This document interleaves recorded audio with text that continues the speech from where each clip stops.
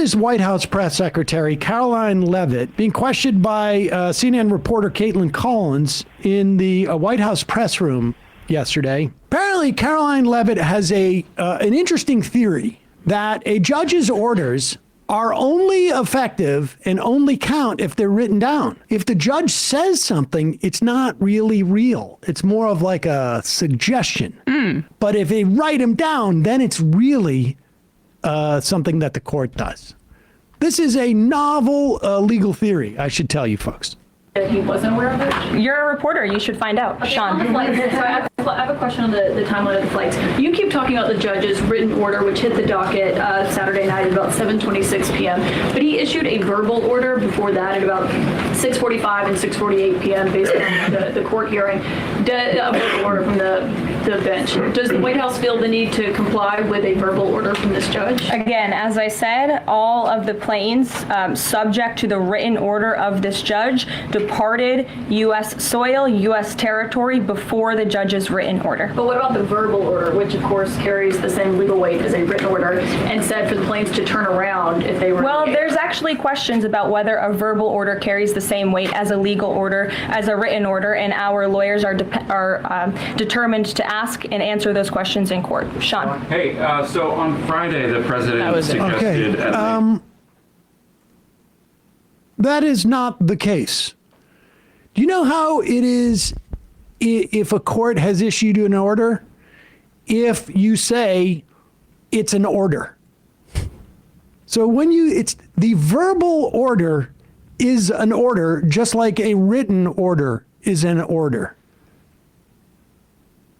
And the idea that, well, they didn't get it on paper quick enough, so it didn't count, is more than just a novel idea. It is, in the words of Detective Dubois, apparently an attorney, what an effing lie. Right. And we were just talking to Austin Coker about this, that they were making arguments in court as these planes were taking off. So like they knew that they could have waited for this to be settled. They could have waited for the judge to say what he was going to say, but they chose actively not to do that and then are making these phony legal arguments later on.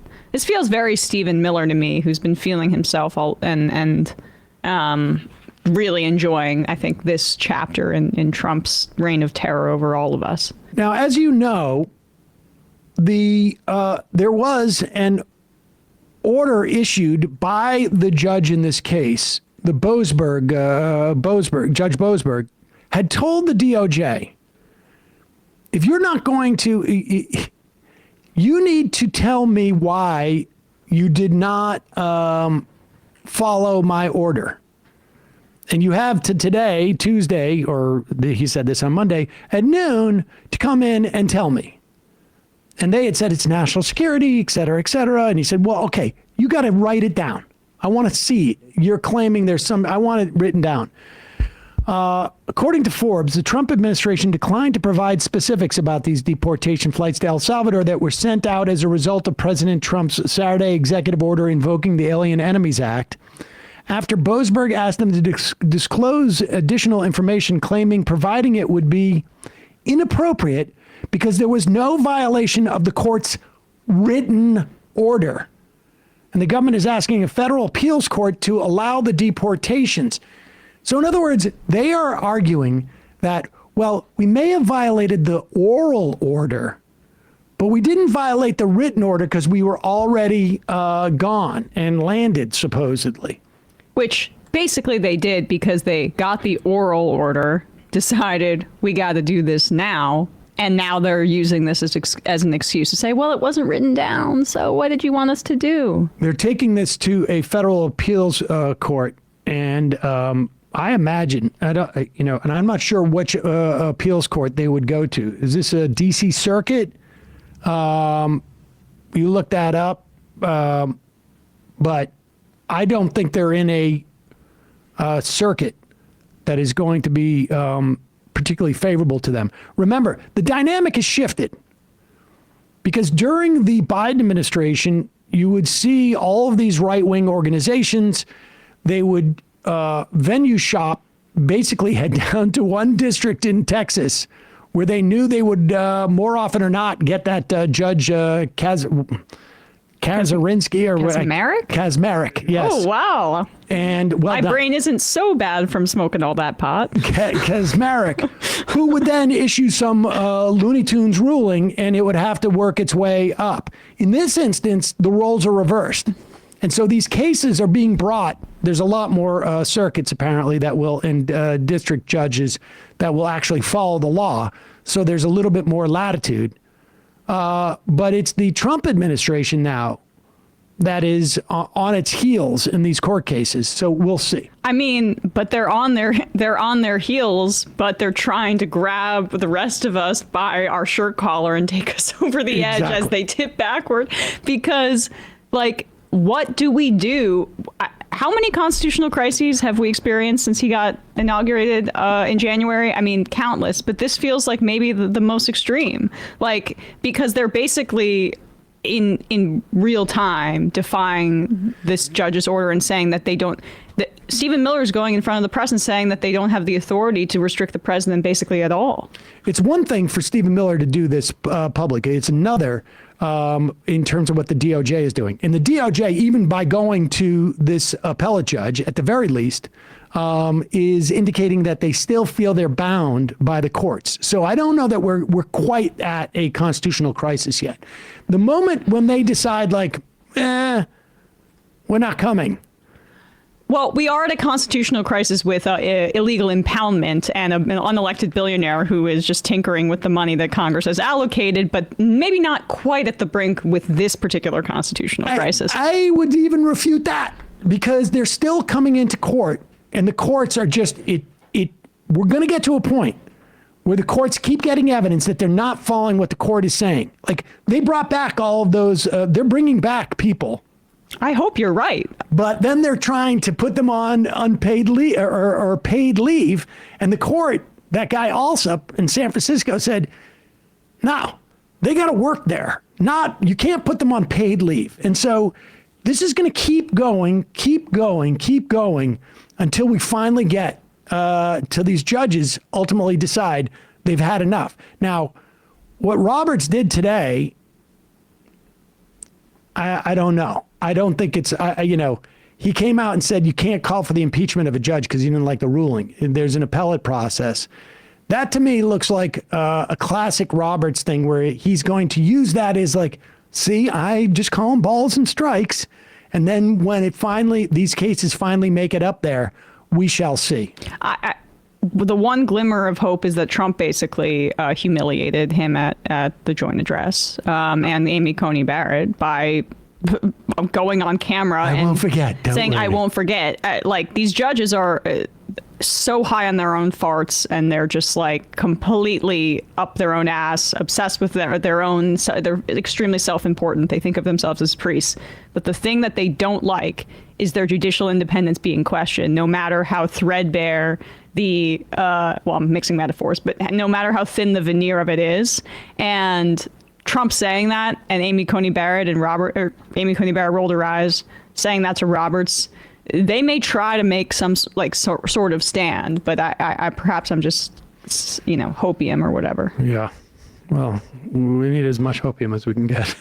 I mean, if we set a precedent that we can just ignore judges, it'll be interesting to try to implement that for purposes besides fascistic and reactionary ones.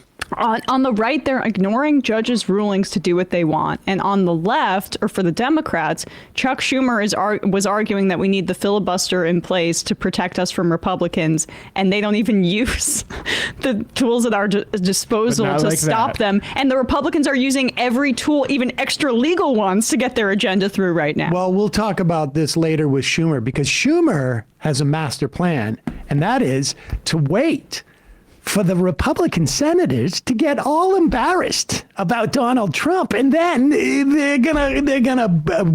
I think the spell is going to break soon. So he's doing what is it? Was he born yesterday? The Fabian strategy. Well, it didn't work in 2012, and it didn't work in 2008 or 2006 or Yeah. 2014 or 2016 or 18 or 20 or after January 6th or after 22 Yep. or after 24, but This time retreating will work. September 25, that's the ticket. The fever's going to break any day now. I mean, that's what Obama told me, but it seems like this sickness is kind of like longer than the normal fever. Oh, did they feature that on a Netflix show? Is that how Obama told you? Oh, yeah, not hearing much from him. Movie star. Here's Steve Bannon trying to justify. You know what's fascinating is I want to say it was 10 years ago. Maybe it was even more. There was a right-wing talker named Michelle Malkin. I don't know if she's still doing anything. I haven't heard from her in years. I think she even had a book that was basically espousing the wonderfulness of Japanese internment. Maybe is she still on a news? Still on social media sites, it looks like. And I think she just got a little bit less, people were slightly embarrassed by that in defense of internment. And that was back in 2004. This is like when we were at peak. Oh my God. Yeah. And now, and that put her in many respects in the sort of the cuckoo column. Conservatives are like, let's invite her to everything, please. But apparently now it's just sort of mainstream. Like, of course, we were going to intern Japanese American or American Japanese citizens, I should say. But here is Steve Bannon. It was just, we figured we could just pull the trigger on this. All-out war in the other line of work, of deportations. President Trump finally had enough of it. Aliens Enemies Act of 1798. President John Adams, this is about the French, this kind of fallout from the French Revolution, of cracking down here. Didn't want us to get sucked into European wars. That sound familiar? And they passed this act. President Trump used it. It was the same act to deter or do the internments, I guess, of the Japanese after Pearl Harbor. Always very controversial, although there was a lot. Not just the Japanese, the Americans. Right.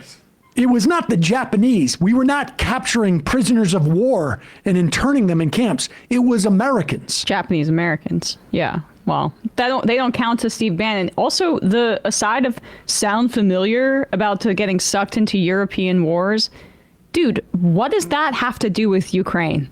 What does this policy have to do with Ukraine? Like, what connection are you making there?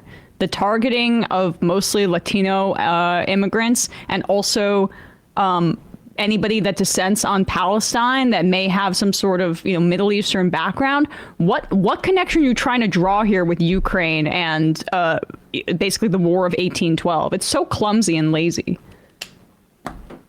To deter or do the internments, I guess, of the Japanese after Pearl Harbor. Always very controversial, although there was a lot that they don't talk about today. There was many voices saying that should have happened after Pearl Harbor, given the fact that we didn't know what the hell was going on. Mike Davis. That's his guess now. We didn't know what the hell's going on. I mean, even if you, in his God knows what substance-addled mind, can justify putting Americans in camps because they're of Japanese descent during, in the wake of Pearl Harbor.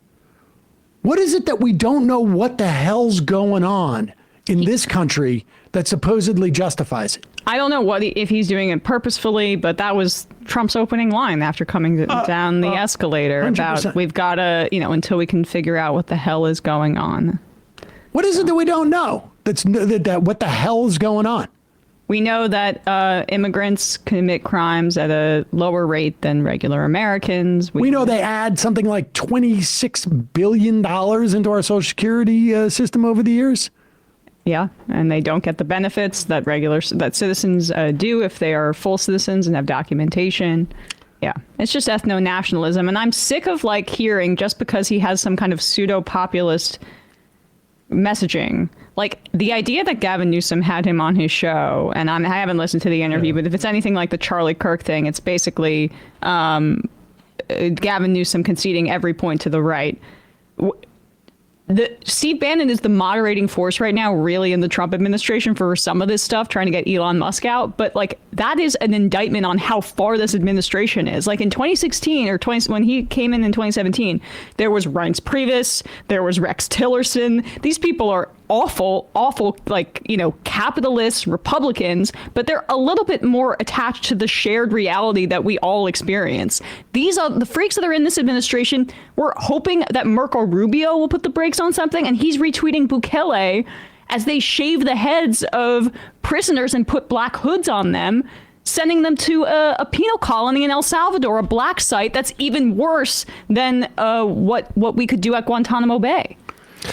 Go ahead. No, good. Bannon's a big phony, and the funny thing is him citing John Adams goes against his whole core brand proposition, which Yes. John Adams was the oligarchic guy. Right. Thomas Jefferson and like Madison were the sort of populisty guys. And Nathan Robinson points out, and I'll quote this from the Brennan Justice Center, I think.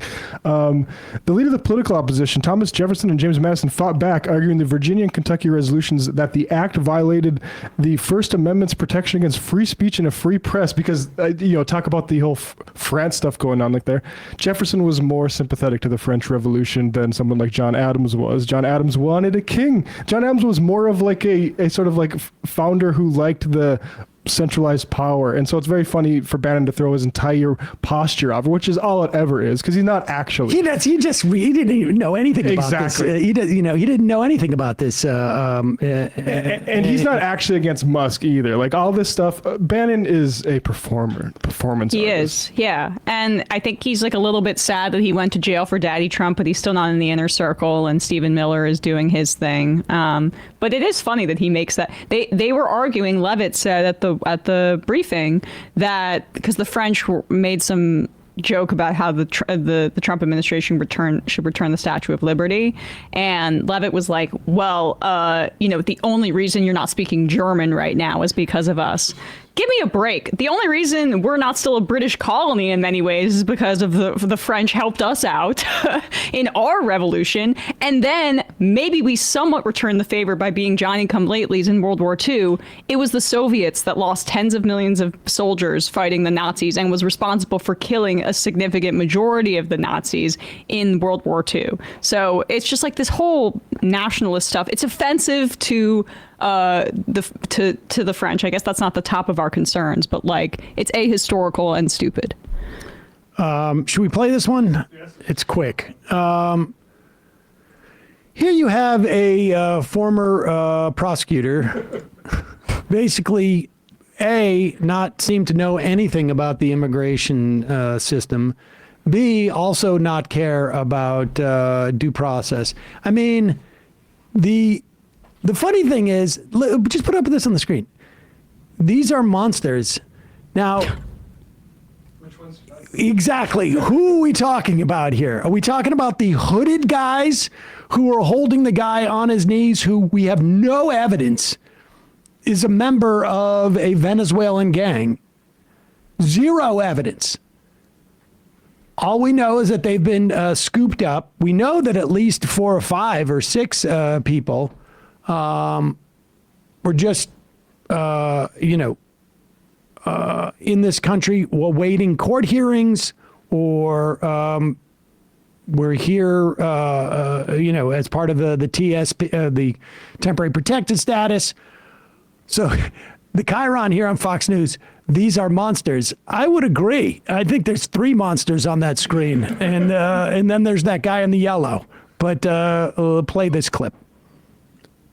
okay? I'm and not how about getting me the on this. I'm apartments? just saying, if you don't believe in due process anymore, then be honest about it, because that's what's going on here. The only due process I believe in is the legal way to enter this country. But claiming asylum is legal. Yeah, well, only if you do the legal process. But they You don't tried, come and then they're illegally. being disappeared from their court They're hearing. being disappeared. Americans are being We're disappeared. losing Okay. out on a lot of eligible. Pause. Wait a second. I got news for you. Americans aren't being disappeared. Although certainly we know that legal residents are. But the fact of the matter is that international law, U.S. law, says if you step into this country and request asylum, you are then due a due process, and there is a procedure. And if you are waiting for your asylum case and they come and handcuff you and ship you to El Salvador, there is a failure of due process. It's a very nice law. When did we come up with that, and for what reason, about accepting asylum claims? Was that maybe after something horrible happened and we decided maybe we should be more open to asylum Something bad seekers? in Europe, you mean? Yes. Well, don't worry. The Trump administration is on top of anti-Semitism. You know, the guy that said that there's good people on both sides at Charlottesville. He's deporting pro-Palestine protesters. So I hope everybody feels much safer now. Apparently, she was not just a prosecutor; she was also a judge. Right? I guess Judge Piro. Oh, Judge Janine. That was the Judge name of Janine, her show. Jesus. She was in the Jinx. She was in the Jinx. She was interviewed in the Jinx, right? Because she was in she was the part of prosecutor that the Robert Durst case. Oh my God! We have a cool culture. Yeah, I mean, but then she gets to sit pretty with a few martinis at lunch. It's maybe a more fun gig for her. Allegedly. Allegedly, a few martinis at lunch. Yeah. That's just a saying. Hey, folks, don't forget to hit the subscribe button and check out our daily show. We do it every day at 12 p.m. Eastern for about 2.5 hours. We even take phone calls. You should check that out.